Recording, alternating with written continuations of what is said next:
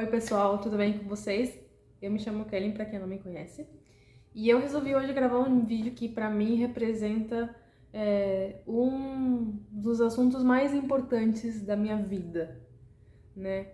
É um assunto que me afeta, que estou lidando com ele, ou aprendendo a lidar com ele hoje, né? Mas eu quero comentar pra vocês como foi meu processo de diagnóstico com TDAH, como eu me sentia antes e depois do tratamento, como que eu resolvi, o que me levou a finalmente tomar uma atitude e correr atrás de um tratamento, de uma solução, de algo que me ajudasse a melhorar para um problema que eu sabia que eu tinha há muitos anos. Então, se você tiver curiosidade, quiser conhecer mais sobre isso, fique nesse vídeo e, por favor, fique até o final.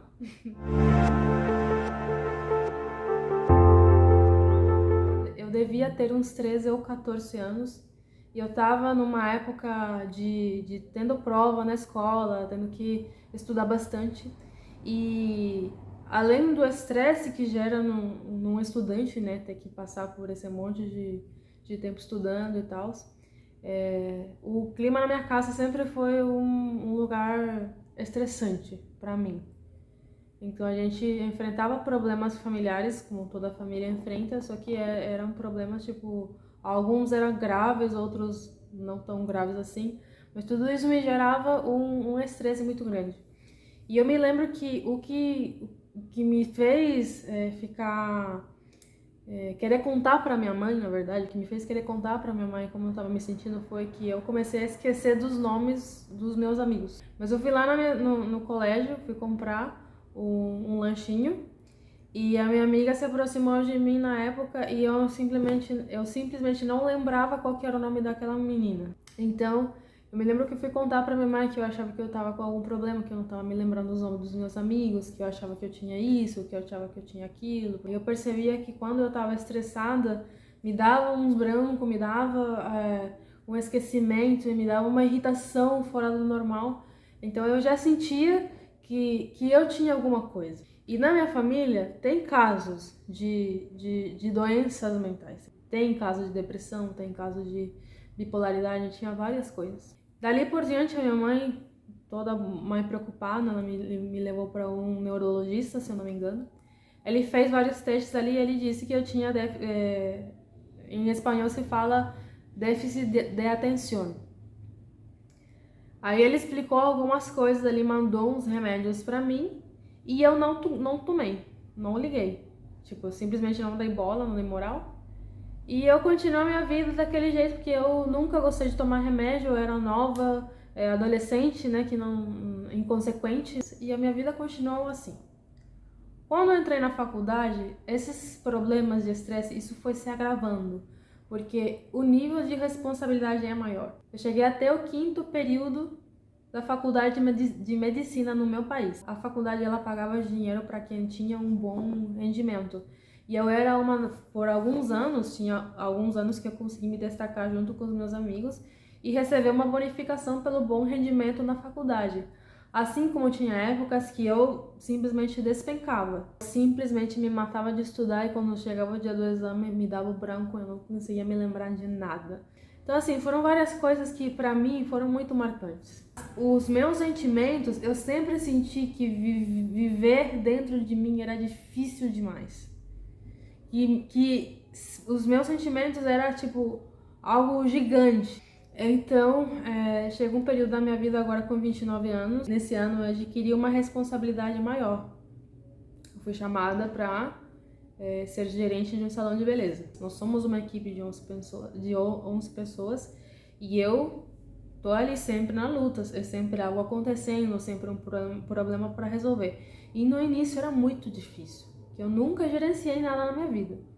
Mas no começo era extremamente desafiador. Muito mais do que eu conseguia mensurar. E eu chegava na minha casa acabada. Parecia que quando eu estava conseguindo melhorar na minha vida os meus sentimentos, eu comecei a trabalhar como gerente de salão de beleza e as minhas emoções despencaram. Eu chegava em casa, eu não tinha força para mais nada, eu estava sempre triste, eu só queria dormir, não tinha mais ânimo para ir na igreja. Então eu pensava assim, por que que eu estou tão cansada? Por que que eu me sinto emocionalmente tão cansada? Por que que eu não consigo me desligar um pouco? E isso é tudo dentro de mim. Eu não conseguia expressar isso para alguém. Então eu estava tendo nessa fase de adaptação, de assumir uma nova responsabilidade, eu estava tendo muita briga com a minha chefe, que além de ser a minha chefe, ela é uma grande amiga. E chegou a ficar insustentável. Eu sabia que eu estava errada com algumas atitudes. Eu sabia que eu me passava às vezes, tipo, nas brigas, na reclamação, querer bater de frente. E era uma coisa que eu não conseguia controlar. Era uma irritação além de mim mesma. Era mais forte do que eu. E eu ficava triste comigo. Tipo, era me debater muito porque parecia que eu não tinha a capacidade de raciocinar corretamente sobre se eu estava certa ou errada em um assunto muito fácil de ser resolvido. E teve um dia que eu e a Bruna, a gente sentou para conversar, mas chegou um determinado momento da conversa que ela me falou o seguinte: Kelly, eu acho que você precisa de ajuda. E eu falei: eu sei que eu preciso de ajuda, mas eu não tenho dinheiro para isso. Aí ela me falou assim: eu vou correr atrás de uma parceria para o salão, para você ter condições de pagar uma consulta muito mais em conta. E se você conseguisse isso, você vai correr atrás de um tratamento, vai correr atrás de uma opinião profissional? Eu falei, eu vou. Fui lá, marquei a minha consulta com um psiquiatra, eu procurei ele, tinha boas recomendações ali na internet, embora ele não tenha Instagram, porque ele é meio que das antigas. Assim que eu coloquei um pé ali no consultório, eu comecei a chorar. E aí ele falou assim pra mim, se acalma, o que tá acontecendo? Vamos conversar um pouco. Aí eu falei, será que eu tô louca por estar aqui? E ele falou, não, na verdade, você está dando um passo para a sua saúde mental. Você está se aproximando ainda mais da saúde mental. Aí ele me fez várias perguntas, a gente conversou bastante. E ele me falou o seguinte, Kelly, eu não consigo ajudar a tua família. Eu não consigo ajudar teu pai, não consigo ajudar os teus irmãos, não consigo ajudar a voltar no passado e ver o que aconteceu. Mas hoje eu consigo te ajudar. Então, por enquanto, nós vamos focar em você. Depois, nas próximas consultas, a gente aprofunda nessas questões familiares. Mas hoje é pra você. Você precisa ser ajudado. Você pode ser ajudada. Você merece ser ajudada. E não é errado isso. Não é errado querer se priorizar. Aí, ele me mandou alguns remédios. E eu não vou entrar hoje nesse vídeo, nessa questão de remédios, o que eu tô tomando, o que eu tô fazendo. Mas ele me diagnosticou sim com TDAH, através de um processo que ele escolheu fazer. E ele falou assim, ele foi bem enfático, você tem que fazer o tratamento. Vamos tentar por esse tempo, se você pode apresentar tal e tal efeito colateral, mas se isso acontecer, tu vai fazer isso, e se tal coisa acontecer, tu vem correndo aqui, que a gente vai avaliar a situação. Ele me preparou super em relação a como seria o protocolo do tratamento para tratar depressão e para tratar TDAH. Com 15 dias eu já estava sentindo o resultado. E nesses 15 dias que eu comecei a me sentir mais disposta, eu voltei a fazer o meu skincare, eu voltei a querer arrumar o meu cabelo, por mais que hoje tá assim, normalmente ele tá mais bonito. Eu voltei a querer me maquiar, eu voltei a querer, tipo, cuidar mais de mim. Eu voltei a querer lavar a minha roupa inteira, que tinha tempo ali no cesto, jogado no cesto de roupa suja. Eu voltei a ter vontade de fazer pequenas coisas. E quando eu voltei pro retorno, eu contei isso pra ele. Eu falei, olha, me ajudou bastante. Realmente, o meu medo de que alguma coisa desse errado em mim, algum parafuso, alguma coisa, não aconteceu. Está me fazendo muito bem. Gente, assim, está me fazendo bem. O meu raciocínio, ele melhora muito. O meu TDAH, o meu médico me falou que ele era moderado.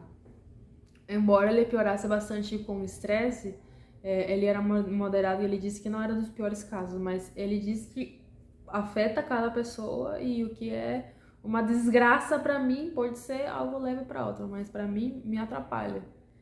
Então eu consigo realmente melhorar essa parte administrativa aqui no meu trabalho. Eu consigo discutir ou brigar de uma forma mais saudável. Eu consigo me segurar mais quando tem algum grande BO acontecendo, sabe? Então, só me fez bem. Eu entendi, através do estudo e de procurar informações, referências de pessoas incríveis que também têm TDAH, que a gente nasce assim e é algo para sempre. É uma condição que é para sempre. Isso não é uma justificação para não se tratar, para não se cuidar, para não fazer o que é melhor. Hoje em dia, eu estou me tratando sim. Eu estou fazendo um curso também com um psicólogo que ele tem TDAH e ele dá dicas maravilhosas, tem terapia em grupo, é bem legal. Então, foi assim que eu descobri o meu diagnóstico, foi isso que eu fiz. As pessoas que me amavam, as pessoas que me amam, me incentivaram bastante para eu procurar ajuda. O meu psiquiatra me disse, não conte pra ninguém, mas eu tô aqui contando pra todo mundo, porque eu me sinto pronta, estou preparada para responder questionamento. Não ligo mais hoje se alguém for julgar ou alguma coisa do tipo, porque só eu sei como se sente. Ah, Karen, mas é que todo mundo tem TDAH. Não, gente, não é todo mundo que tem. Existe ansiedade, existe uma tristeza, existe coisas isoladas que pessoas sentem. É um sentimento normal, mas um sentimento frequente e um conjunto de coisas, isso é sintoma de algo. Então não é porque você está triste e desatento que você tem TDAH, não é porque você está desatento e esquecido que você tem TDAH. Tem que ter uma frequência, tem que ter um tempo para que aquilo vire um diagnóstico. E isso só pode ser diagnosticado por um profissional da área da saúde mental, um psiquiatra ou um neurologista. Não é a internet, não é o questionário, não é o quiz de sei lá o que, é um profissional médico, tá bom? Agora eu quero deixar aqui esse pequeno espaço para quem está lidando com algum transtorno, está lidando com uma depressão ou com algum problema desse tipo e é cristão. E muito se ouve sobre que depressão é falta de Deus ou que tomar remédio é falta de fé. É preciso, muitas vezes, de muito encorajamento do Espírito Santo para você decidir se tratar. Às vezes, o milagre que você precisa ele vem em processos. Às vezes, o milagre não vem de uma forma assim, que nem a gente vê, lê na Bíblia que fulano foi curado de sei lá o quê. E fulano cresceu o pé. E fulaninha lá na África, ela recebeu a cura de câncer. Nem sempre é assim que as coisas acontecem. Às vezes acontece por um processo. E esse é o meu processo. Eu estou vivendo o meu processo. Não quero viver o processo dos outros. Eu quero viver o que Deus tem para Kelly. E uma coisa que eu tenho plena certeza, que nem a Bíblia diz, todas as coisas cooperam para o bem daqueles que amam a Deus. Todas. Não é uma. Não é só a parte boa. Não é só a leitura bíblica. Todas as coisas que te acontecem, sejam boas ou sejam ruins, cooperam para o bem daqueles que amam a Deus. Ah, quer dizer então que Deus permitiu que você ficasse doente? Quer dizer então que foi Deus que fez que você tivesse? Eu não tenho essa resposta. E eu não. Nenhuma parte da Bíblia diz que Deus é o responsável por tudo de ruim que te acontece. Mas Ele é o redentor de tudo. Ele pode fazer que aquilo vire algo bom para você mesmo, ou para sua família, ou para as pessoas que trabalham contigo. Então, é um processo de cura. Eu estou super bem, estou melhorando bastante, estou trabalhando muito, consigo lembrar de mais coisas, consigo ter mais atenção, consigo ter mais pensamento crítico para resolver problemas, consigo ler mais a Bíblia, eu consigo ter vontade de me arrumar, vontade de viver. Eu parei de pensar sobre qual que era o sentido da vida, tipo, parei de achar que a vida não tinha sentido nenhum, que a vida era só sofrimento, porque agora eu estou de fato vivendo. Então, assim, eu recomendo muito, vai atrás do teu tratamento. Se você está se sentindo e você tá achando que você, ai, nossa, eu acho que eu tenho alguma coisa, eu te encorajo a ir atrás do teu tratamento. Eu vou fazer outros vídeos falando sobre isso. E eu acho que ser um verdadeiro cristão é isso. Deus torna a tua ferida, a tua cicatriz em cura. E isso é maravilhoso, né? Quando você para pra ver que, nossa, uma pessoa foi transformada, agora ela tá indo pra frente e continuando a sua vida. É isso que tá acontecendo comigo. Na minha vida comum, no meu trabalho comum, com os meus amigos, no meu relacionamento, etc. E enfrentando a vida do jeito que ela é, agora com mais, tendo mais saúde mental. E é isso, pessoal. Obrigada pela atenção. Se você chegou até aqui, curte esse vídeo, encaminha pra alguém que você acha que tá precisando e me conta o que tu achou, tá? Me deixa o teu comentário aqui embaixo. Beijão e até a próxima.